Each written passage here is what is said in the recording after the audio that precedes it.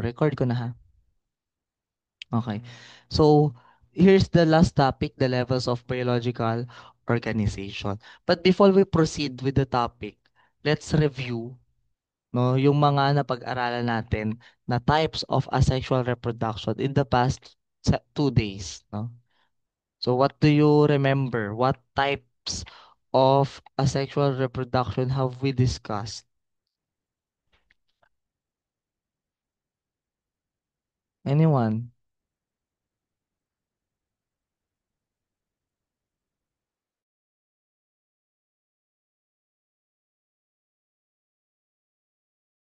Types of asexual reproduction.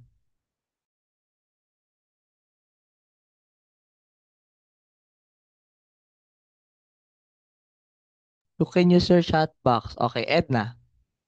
Vegetative propagation po.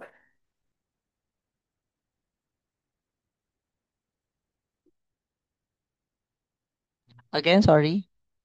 Vegetative propagation po. Okay, is the one very good. One of the five vegetative propagation. Another. Yes, Sabado. Binary fission po. Very good. Binary fission. Another. Yes, Tapang. There's spore formation. Very good. Spore formation. Another two. Yes, Torres. Fragmentation po. Fragmentation. And yung last. Ano isa? Yes, Colastre. Budding.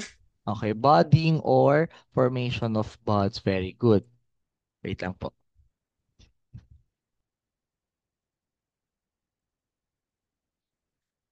Okay? So, yun yung limang uri ng um, asexual reproduction na na-discuss natin. Okay? Actually, meron pa yung iba. No? Meron pang parthenogenesis. No? At marami pa. No? Hindi lang yun lima. Lima lang yung binigay natin ng emphasis. No? Kasi yun yung common. Then, in vegetative propagation, meron tayong na-discuss na anim. Okay? Again, aside from that six, meron pa pong ibang vegetative propagation na process, no? Pero yung anim na discuss natin, ano yun? Ano yung mga anim na yun?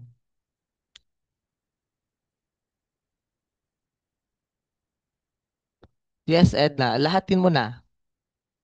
Sige po.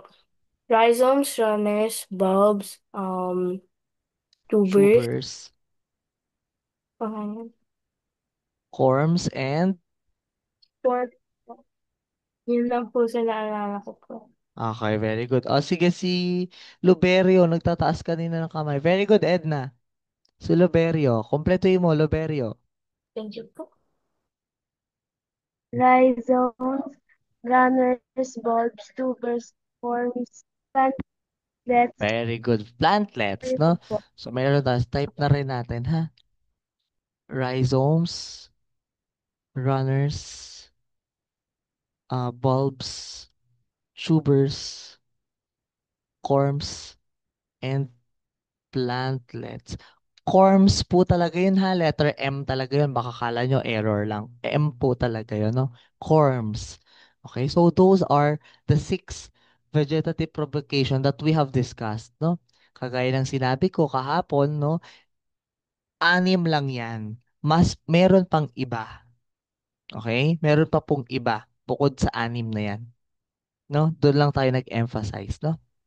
So, today, we will discuss the levels of biological organization. Pag sabi natin biological, of course, from the word bio, it means life. No, yung mga may buhay. Okay, saan ba nagsimula? Sige nga, let's recall. Ano ba yung basic unit ng life na lahat ng mga organism may ganito? Dapat may ganito. Yes, Kasalhay. Cells. Very good, the cells. No? So, magsisimula siya sa cell. Okay? Magsisimula siya sa cell kasi siya yung basic nga eh. The smallest unit. So, today, we will trace the levels of biological organization from atom to organ system to the biosphere. Hindi nakalagay kasi part 1 lang yung nakalagay pero minerge ko na yan. No, using illustrations and diagrams. 'Di ba pinag-aralan natin sa lesson 1 or first quarter yung using yung illustration and diagrams. O, 'di ba? Nagagamit natin siya ngayon, no? Next, compare the levels of biological organization in plants and animals. Okay, ikukumpara natin yung kanilang structure. Then, appreciate the connection. Ayun, no? Connection, no? Yung pagkaka-connection nila, yung tulong-tulungan nilang function, no? By suggesting ways of taking care of the biological organization from atom to organ system, no? Paano ba dapat mapangalagaan? Tsaka bakit kailangan pangalagaan? Okay? So, yun yung aaralin natin today. Okay? So, wait lang. So, it will all begin in the cells. Okay? Kasi nga, siya yung basic unit. No? Sa kanya po bang sisimula? So, kung makikita nyo, may comparison. Merong plant cell and merong mga animal cell. Wait lang.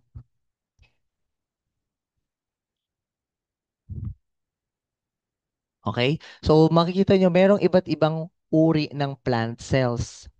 O, hindi lang isa yan. So, yun dinidiscuss natin nung nakaraan. That's the general cell na ginagamit to describe the cell of plants. No, pero lahat sila, I mean, iba't iba sila ng itsura at ng function. Kagaya ng sa atin sa tao. Okay? Onion epidermal cells. No? Ibig sabihin, yung balat ng onion. Okay? Yung cell sa balat. Ganyan yung itsura. Ito naman, epidermal cell in root. So, yung ibabaw ng ugat, no, yung balat nun, yun yung itsura ng cells niya. Okay? Ito naman, palisade cells, tapos guard cells. No, yun yung mga sa plant. Okay? Ngayon naman sa animals, no, ito po yung iba't ibang uri ng cells sa katawan. No, disregard to, si sex cells, no? Anong tawag ulit dun sa mga cells na nakikita natin sa katawan? What do you call the cells in the body or the body cells na sila ay diploid? Yes, Tapang. White blood cell. Makikita sa I don't buong agree. katawan. It includes Ay, itong blood mga cells. muscle cells, fat cells, skin cells, pancreatics, lahat yan. Sir, Ano yan? Anong tawag Ay, sa wait. kanila? White blood cells sa dugo lang. Yes, di maapi. veins po. Ugat yun, ugat. Eh, yung mga nakikita, yun, kasama yung cancer cells, endothelial cells, muscle cells, mga muscles, bone cells. Ang tawag sa kanila, tinype ko yun, hindi niyo yung sinulat.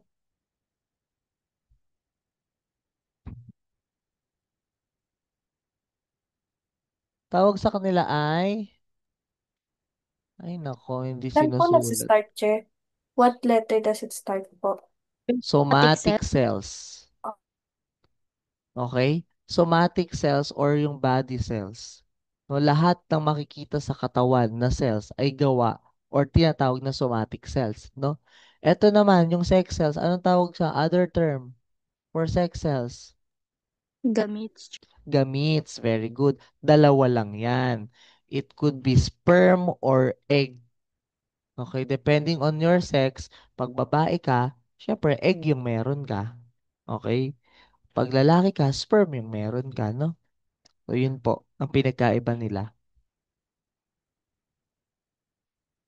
Clear pala. Okay. So, yung mga cells, no? Syempre, composed sila ng organelles, di ba? Yung mga cells, binubuo sila ng mga molecules, no? Una kasi, magsisimula yan sa atoms. Pag maraming atoms na sama-sama, molecules. Okay? Pag maraming molecules, dun magsisimula yung buhay, yung life. So maraming molecules, cells ang mabubuo. Yung cells, sila yung nagsimula ng buhay. Okay? Yung cell mismo, buhay yun. Okay? So, pag yung atom and molecule pa lang, wala pang buhay doon, ha? Wala pang buhay sa atom and molecule. Sa cell magsisimula.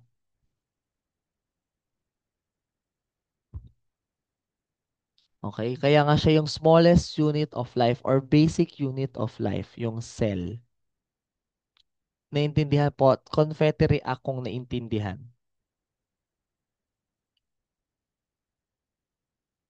Okay. Next po ay tissue. No, yung tissue, cell plus cell of the same function, tissue ang mabubuo mo. Okay? Halimbawa, yung blood. Okay? Sa blood, yung blood tissue po yan, ha? Example yan ng tissue. Bakit? Yung blood kasi merong white blood cell, may red blood cells, may platelets, no? So, sabi mo, tatlo lang. Meron pa tong plasma, meron pa tong, iba't iba pa, no? So, tatlo. So, pag nagsama-sama sila, ano bang function nila, di ba? Umikot sa katawan at magbigay ng nutrients. Yun yung function nila. So, pare-pareho sila ng function. Tapos magtulungan patayin yung mga bacteria, mga microorganism na nakapasok. Okay? So, tatlo. Pag nagsama-sama sila, tissue. Okay? Halimbawa, yung cell mo sa balat. Okay? Sama-sama sila dyan. No? Tuklapin mo yan, tissue yun. Okay? Last example, yung bone. Yung mga buto natin, gawa sila sa bone cell. Okay? Pag nagsama-sama yung bone cell, bone tissue. Okay? Wow, react kung naintindihan. Wow, react. Okay? Dapat same function, ha? Hindi po pwedeng magkakaiba. Same function. Pwedeng iba-iba ng cell, pero same function. Iisa yung ginagawa. Halimbawa yung blood nga, red at white blood cells, o magkaiba sila. Pero same function. Okay? Next.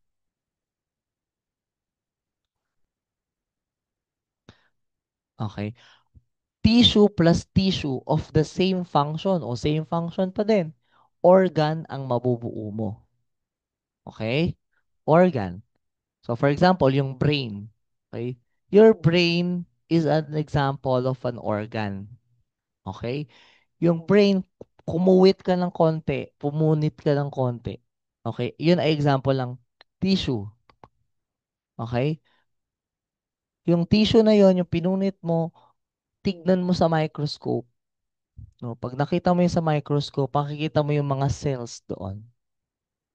Okay? So, dapat same function ng mga tissue pag nagsama-sama, organ. Okay? Ikumpara naman natin sa plants. Okay? Yung mga leaf, okay? Maraming gawa yan sa maraming cells. No? Yung maraming cells na yon, pag nagkumpulan, tissue. Yung tissue, pag nagsama-sama, organ. Okay? Mas nakikita na natin yung organ kaysa sa tissue. No? Tapos yung cell, hindi natin nakikita ng naked eye kasi maliliit. No? Other than leaf, meron ding mga stem, yung katawan ng ng halaman. Then kasama yung roots, no? Gawa rin yan sa organ din yan. Okay? So again, cell plus cell, tissue. Tissue plus tissue, organ. Okay, next. Organ system. Okay, sa tao, marami yung organ system. 11. Okay? Pag yan nagsama-sama at ginawa yung function nila, for example, cardiovascular, no? It delivers the nutrients and the oxygen using the blood through blood. Digestive system, pag kumain ka, siya yung tutunaw ng mga nutrients, no? At i-absorb. No? Reproductive, nagre-reproduce. Respiratory sa paghinga. Urinary sa pag-ihi. No? Pag lahat yan nagfo-function, gumagana. Okay? Ang tawag doon, organ system. Diba nga? Kaya nga, digestive system. Diba? Integumentary system, pulmonary system. ba? System na sila. Kasi nga, meron na silang ginagawang function. No, nagtutulungan na sila. Okay? So, yung bawat system, gawa sa bawat organ. Halimbawa, yung digestive. Okay? Stomach, o organ yon. Intestine, organ yon. 'Di ba? Esophagus, organ rin yon, no? Pag nagsama-sama sila at meron silang isang layunin, organ, system. Yes, kasama yung sa pagdumi, no? So, ganun rin po sa plants, no? Yung leaves, yung mga dahon, plus yung katawan, ang tawag doon, shoot system. Shoot kasi may tumutubo. Okay? Kaya shoot. No? Tapos yung isang system, yung root system, no? Yung mga tumutulong sa pag-absorb ng mga sustansya sa lupa, root system. Okay? Again, organ plus organ of the same function will come up with organ system. Okay? O recall tayo. Chat nga sa chat box yung pagkakasunod-sunod from simple to complex. Mula doon sa maliit, simple, palaki. Chat box, lahat magcha-chat. Chat box.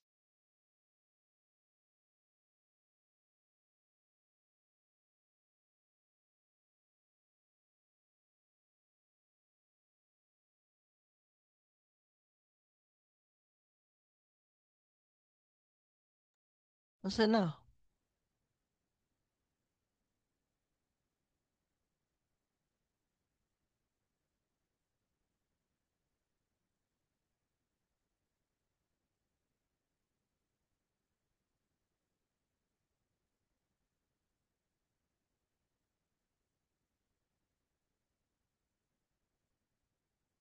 Sunod-sunod na. Sunod-sunod. Halimbawa, ganito. Cell, tissue. Ano yung mga kasunod? Ganyan. Lahat mag-chat. Yung iba mangungopia na lang nang isi-send ng kaklase.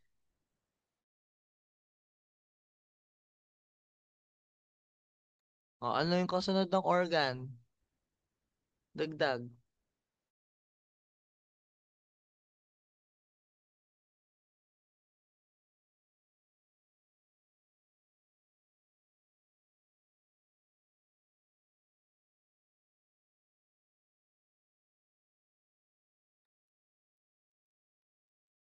O, sunod-sunod nga. Sunod-sunod. Yung ganyan. Yan, very good, Gonzales. Yan, ganyan, Edna. Tanggalin niyo yung human. Di ba sinabi ko, hindi lang tao ang center ng biology. Kasama nga yung plants. O, may example nga tayong plants eh. O, yun, may example nga tayong plants. Bakit na nalilimit tayo sa mga tao? Hindi lang tao, pati yung mga animals kasama dyan. Edit, na-edit yan, Edna.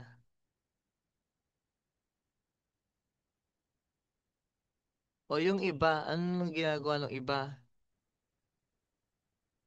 Wala na, hindi na magta-type na lang, hindi pa rin kaya.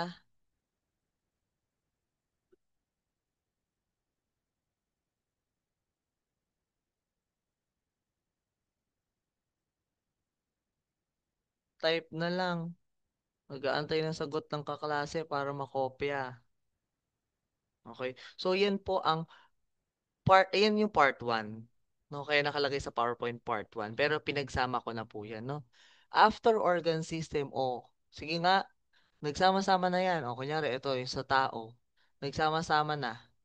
Anong next na? Nagsama-sama na yung mga organ system. Ano nang mabubuo? O, meron ka lang pang digestive mo, pangkain mo, meron ka lang panghinga, meron ka lang pang sa daloy ng dugo, meron ka lang skeletal, pwede ka lang umihi, may muscles ka na. So what will be the next level? Ano na yung next level?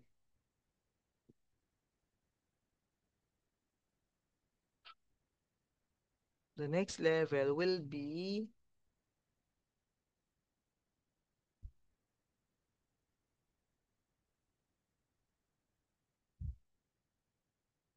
ano na next level sa organ system? Meron ka na nung lahat ng yan. Okay, the next level will be, ayan, organism. No, sa ilalim. Combination of all organ system will be organism. Okay? So, lahat po ng organ system, kapag nag-function na sila, organism na po yung mabubuo. Okay?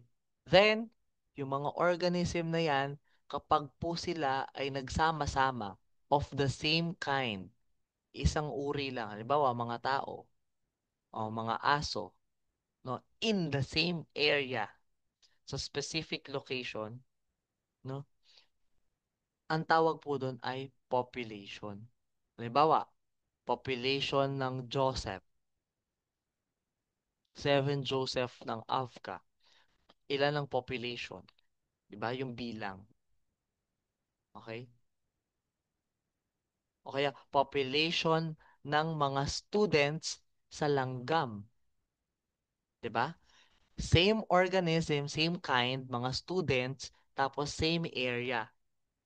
No? Mga tagalanggam. O kaya, population ng buong Pilipinas.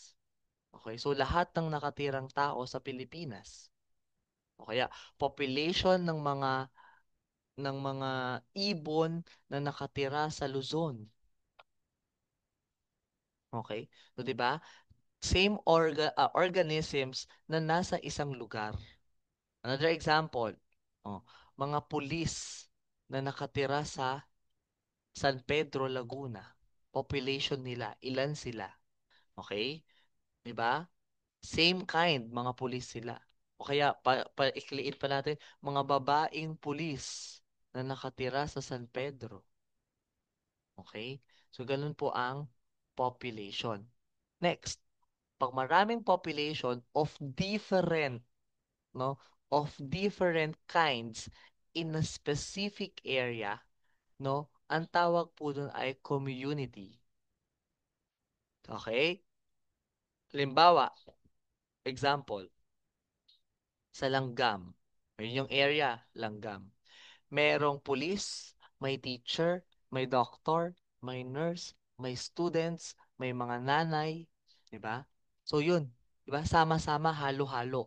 Ang tawag po doon ay community. Okay? Halimbawa, may babae, may lalaki, merong LGBT, kaya LGBT community kasi iba-iba sila, 'di ba? So iba-iba, halo-halo. Okay? So community po 'yun. In a specific area pa din, ha? Oh, for example, ito yung nasa picture, no? May hawk, may bison, may snakes, may aso, may mga grass. Okay, yung grass kasali kasi siya ay organism pa din. May buhay siya. Oh, may hawk, may aso, 'di ba? May bison, no? So those are the examples of uh ba't ako dito lang, no? Community. Kasi population ng iba't ibang lahi na nasa isang lugar, yun po ang community. Okay? Thumbs up react kung naintindihan.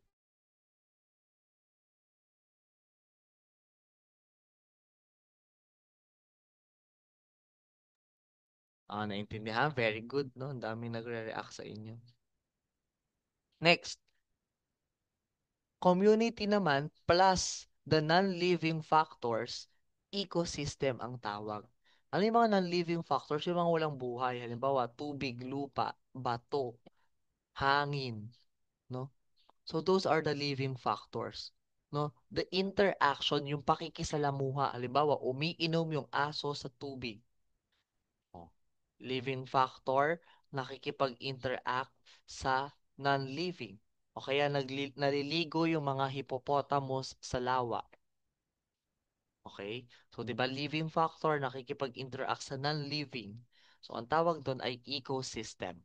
No? Okay? Kaya yung lupa, no, doon nakatanim yung puno. Okay? Kumukuha ng nutrients yung puno sa lupa. 'Di ba? So, ecosystem na po yun, no?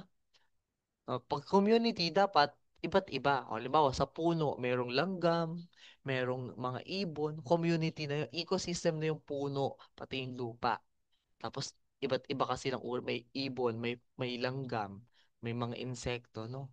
So, iba't iba yung community yun. 'Di ba? Tapos, nasa isang area sila, no? So, after ecosystem plus the climate. 'Di ba pag sabi natin climate, matagalang weather, no? Matagalang weather. No, sa isang area, ang tawag doon ay biome. Okay? So ano ba yung biome? Ito po yung biome, no? Yung mga tundra, yung malalamig, okay? Yung desert, yung mga desyerto, mga rainforest, ito yung kalimitan, they are near the equator, no? Savannas, ito yung tinitirhan ng mga lions, ng mga hyenas, no, ng mga elephant, dyan sila nakatira. So, yan po yung mga examples ng biomes. Again, ecosystem plus the climate in the region. Ayun o, region lang yan, di ba? Meron silang place sa Earth na makikita natin sila. So, meron silang region. Ang tawag dyan ay biome. Okay, biome. Okay? Ngayon, pag yan nagsama-sama, iba-iba. May rainforest, may savanna, may tundra, may grassland, may taiga, may desert, may temperate. Nagsama-sama sila, no? Ang tawag na doon ay biosphere or simply Earth. Ayan. Biosphere. Sa biosphere kasi, biosphere is defined as the area or the layer of the Earth where life exists. Okay? Hindi naman tayo mabubuhay ng walang non-living factors. Kaya bang mabuhay ng walang tubig? Hindi pwede 'yun. Okay? Kaya bang mabuhay ng halaman ng walang araw? Hindi pwede 'yun. Hindi siya makakagawa ng sarili niyang pagkain. No? Kaya po mahalaga sila sa isa't isa. Okay? So naintindihan po ang levels, okay? Again, magsisimula tayo sa cell. Then, maraming cell of the same function, tissue. Tissue of the same function, organ. Organ of the same function will create a system. Then, different system, no, that will function, no, that create life, no, will have organ system, organism, no. Organism of the same kind in a specific area is called population. Population of different species, no, in a specific area is community. Okay? Community, no, with the interaction of non-living factors, no, is called ecosystem. Ecosystem of the plus the climate in a specific region is called biome. Then combination of all biome is biosphere. Okay, tandaan po yan, no? We will not delve into the depths of the discussion. Halimbawa, yung biome, hindi na natin iisa-isahin yung mga uri ng biome. The importance is the different levels. Okay? Yung level lang. Now, question. Based on our discussion or on the picture, what have you learned from today? No, in general na, hindi lang yung nasa picture. What have you learned? Ano po natutunan nyo?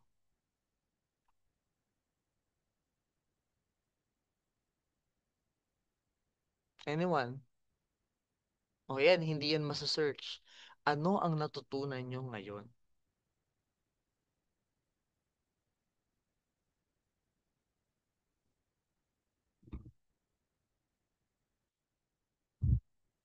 Anyone? Walang natutunan? Ba't kala ko na may natutunan kayo? Nagko-confetti kayo eh. Nag-wow kayo. Oh, what have you learned?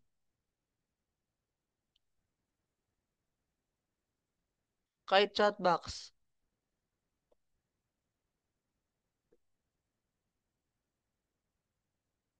I will wait. Chat box.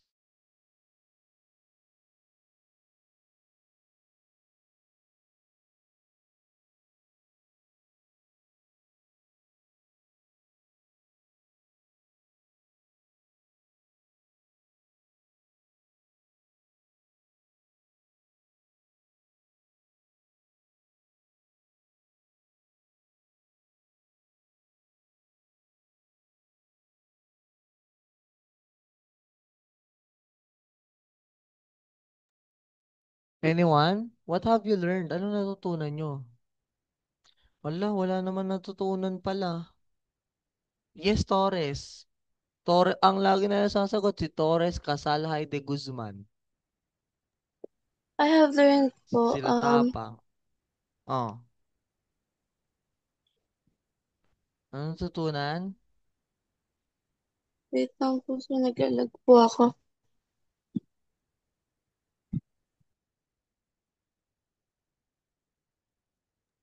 Different types I of have, cell? Yun lang? O orders ng cell? Yun lang? Yes, Torres. I have learned po the levels of ecological organizations po. O what can you infer from the levels of organization? O for example, population ng palaka sa buong mundo ay nawala. What do you think will happen?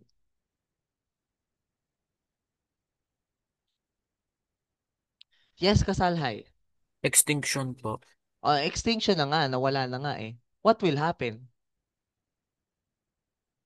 Nawala na sila, nag-extinct na, extinction na yon. What will happen? Hindi na po Anong next makakapulog. after extinction? Yes, Edna. Um, yung mga mosquitoes po, mas dadami po yung population po nila. Kasi po, yun Okay. po yung nagiging food po ng mga frogs. So, kapag nawala po yung mga frogs, pag they go extinct po, mas dadami po yung population po ng mosquitoes po. Okay, very good, no? Not only limited to mosquitoes, but also the other insects. So, ibig sabihin, magkakaroon ng imbalance, no? Hindi na balanse. Yung alin? Ano yung hindi magiging balanse? Yung ecosystem. Okay? So, hindi na magkakaroon ng balance. No? Tandaan niyo na, pag nawala yung isa, yung palaka, yung isang lahi, yung buong palaka, magkakaroon ng imbalance. Another example, nagkaroon ka ng sakit, nagka-lung cancer ka. Okay, nagkasakit ka. What will happen to your body? Yes, Kasalhay. Magkaka-imbalance po. Paano? Dahil, Explain. dahil po magka-cancer yung lungs. Oo nga, inulit mo lang eh. Anong mangyayari nga sa katawan mo?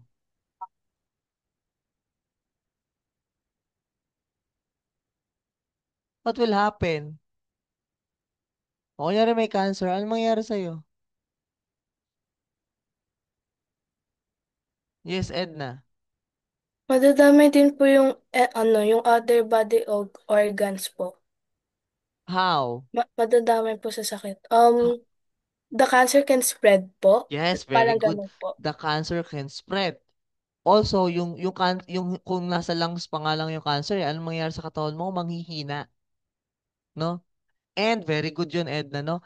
And other body system will be affected, no? O bakit maapektuhan, 'di ba? Si respiratory system, si lungs yung nagbibigay ng oxygen, okay? Na i-deliver ng blood. Eh kung may problema ka na sa lungs, 'di ba?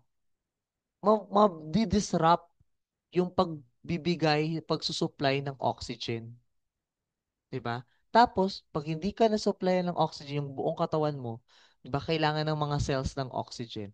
Pag hindi na-supplyan, 'di ba, magkakaroon ng problema yung iba mo ring system sa katawan, ibang organs mo. For example, your brain, no? Your brain needs oxygen para mag-function. So kung hindi nasusupplyan ng maayos yung brain mo, 'di ba? Nagiging foggy, hindi siya nagfo-function ng maayos. No? Ganun rin yung ibang parte ng katawan natin. no?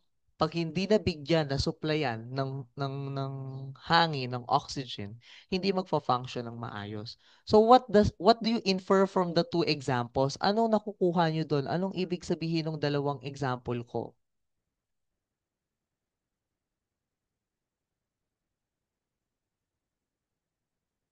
Ma'am Karen, wait lang. Last na po ito. Sorry. Yes, Edna. What do you infer from that? Yung una sa Mm, sakit na maapektuhan yung ibang katawan, yung ibang system. Dun sa palaka, magkakaroon ng imbalance. What do you infer from that, Edna? Kapag po may nangyaring masama po sa isang bagay, madadamay din po yung mga Very surroundings niya good. po. Very Thank good. you. And anong ibig sabihin nun? Because Because they have... they are connected or they have connection. Opo. 'Di ba? Thank They you are po. interconnected. 'Di ba nandun yan? Nasa ano natin yan? Learning objectives. Ayan oh. Sabi, the connection. No, yun yung gusto kong makuha nyo. No, they are interconnected. No, kapag nagkaroon ng problema yung isang level, lahat yun madadamay. No? Lahat yun maaapektuhan. No, that's the learning na gusto kong ma-imply sa inyo. Kaya siya sunod-sunod, kaya siya level by level. No? Kasi may dahilan yun. No? Okay, naiintindihan po ba? Ayun na naman, sa naiintindihan daw, pero wala namang maintindihan na sinasagot. Diba, hindi pwedeng naintindihan lang na through words, opo. Tapos pag tinanong, walang sagot. Kasalhay Torres at ano lang, De Guzman. Sila lang yung Joseph. Tapos, pag baba ng grade, mag-iiyakan, mababa yung grade. Eh, paano kayo tataas dyan? Tignan nyo yung sa discussion. Nakita naman eh, alam nyo yan. Alam nyo yan sa room. Sa discussion, nakikita nyo yan kung sino yung active. So, yung mga yon deserve nila yung line of 9. Kung nakakuha sila ng line of 9. Diba? Alam nyo yan, sa lahat ng subject, nakikita nyo kung sino yung active. Oh, tapos magrereklamo, 'di ba? So 'di ba sabi niyo babawi kayo? Nasaan na yung bawi? Wala na, nabawi na lang ng tulog. Okay. So that will be the last